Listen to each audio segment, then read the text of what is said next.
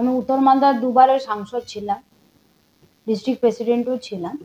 অবশ্যই আমার একটা এক্সপেকটেশন ছিল, কারণ কি এর আগের বার আমি 2019-এ বিজেপির কাছে হেরে গেছিলাম এবং যেভাবে লড়াই হয়েছিল, একই ফ্যামিলি থেকে আমরা দুজনে দাঁড়িয়েছিলাম, দিয়ে ভোটটা ভাগাভাগি হয়েছিল।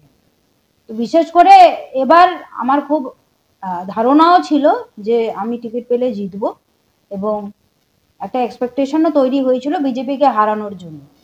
যাই হোক, আমাদের নেত্রী এবং দল সিদ্ধান্ত নিয়েছে যে এখানে প্রসূন ব্যানার্জি প্রার্থী হবেন এবং সেই ডিসিশনকে দলের একজন সৈনিক হিসেবে আমি ওয়েলকাম জানাই। গত 10ই মার্চ ব্রিগেডে জনগর্জন সভা, সেখান থেকে তৃণমূল কংগ্রেস 42টি আসনেরই অর্থাৎ লোকসভা নির্বাচনে 42টি আসনের প্রার্থী তালিকা ঘোষণা করে দেয়।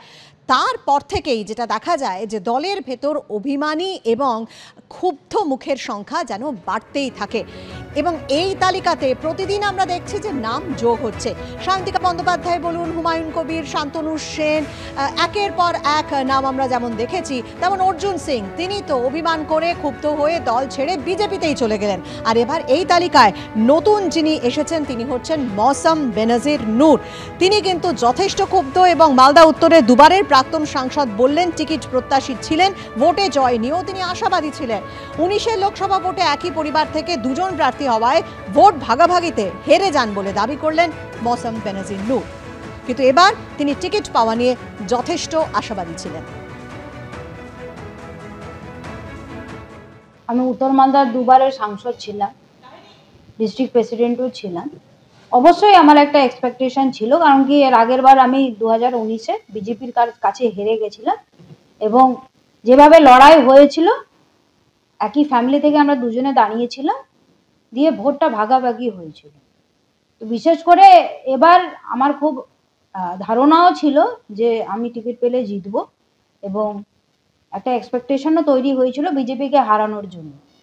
যাই হোক, আমাদের নেত্রী এবং দল সিদ্ধান্ত নিয়েছে যে এখানে প্রসূন ব্যানার্জি প্রার্থী হবেন এবং সেই ডিসিশনকে দলের একজন সৈনিক হিসেবে আমি ওয়েলকাম জানাই। 2019-এর কথা তিনি বললেন যে একই পরিবার থেকে দুজনে যেহেতু দাঁড়িয়েছিল সেই কারণেই ভোট হেরে যান, কিন্তু এবার তিনি জয়ের ব্যাপারে যথেষ্ট আশাবাদী ছিলেন এবং তিনি টিকিট প্রত্যাশী ছিলেন।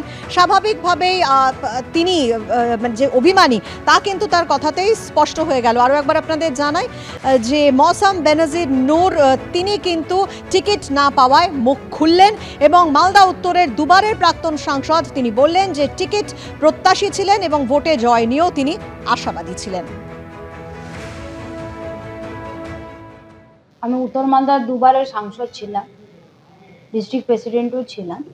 অবশ্যই আমার একটা এক্সপেকটেশন ছিল, কারণ কি এর আগের বার আমি 2019-এ বিজেপির কাছে হেরে গেছিলাম এবং যেভাবে লড়াই হয়েছিল, একই ফ্যামিলি থেকে আমরা দুজনে দাঁড়িয়েছিলাম, দিয়ে ভোটটা ভাগাভাগি হয়েছিল।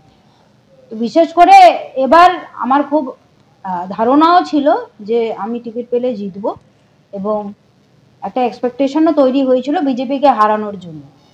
যাই হোক, আমাদের নেত্রী এবং দল সিদ্ধান্ত নিয়েছে যে এখানে প্রসূন ব্যানার্জি প্রার্থী হবেন এবং সেই ডিসিশনকে দলের একজন সৈনিক হিসেবে আমি ওয়েলকাম জানাই।